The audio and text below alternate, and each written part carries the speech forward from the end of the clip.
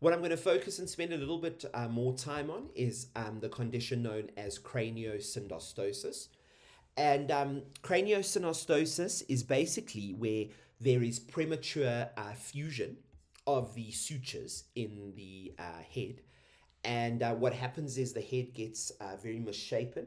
It can be shrunken, it can be egg shaped, it can be flat, it can be flat on the sides, you know. So, not only are there cosmetic issues, but the bigger issue is that these sutures closing with the fontanelle closing means that you've got a fixed brain space so that the brain cannot grow effectively as the child grows. And so you've got the risk of severe intellectual delay, obstructive hydrocephalus, and raised intracranial pressure. So, in terms of craniosynostosis surgery, what does the surgeon do? Well, basically, it is a cosmetic correction and prevention of neurological complications. And the child's scalp is reflected back. The bones are removed of the skull. The sutures are broken open, and the bone is placed with space in between it in the correct shape on a sort of framework, a mesh kind of framework that the bone is screwed onto. And that normal shape with then spaces between the bones allows the head and the brain to grow to normal size, and then those sutures fuse at a normal age and allow normal head development, as we said, both for cosmetic and neurological purposes.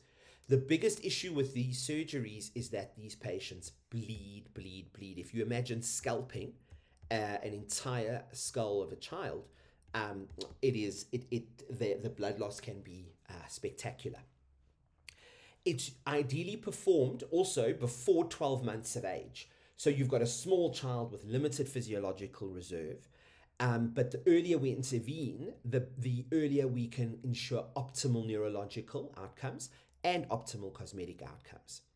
The biggest anesthetic considerations, as I've said here, is that we need to be aware of the risk of catastrophic bleeding, rapid bleeding, and the entire head and neck of the child is exposed for the entire surgery. Where do infants lose all of their heat from? Their heads. So they get cold. So you need to have invasive lines, you need to have multiple IV lines, you need to have a warm fluid, warm blanket, warm theatre, all of those things.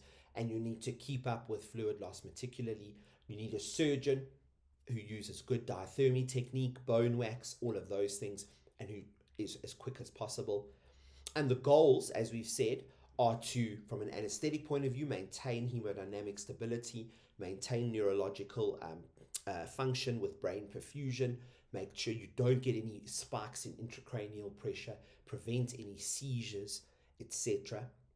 And for the surgeons, you want to get optimal cosmetic and neurological outcomes by ensuring a normal head size and normal growth of the child's head. So they can be very challenging surgeries, but I love being a part of them because they're incredibly rewarding.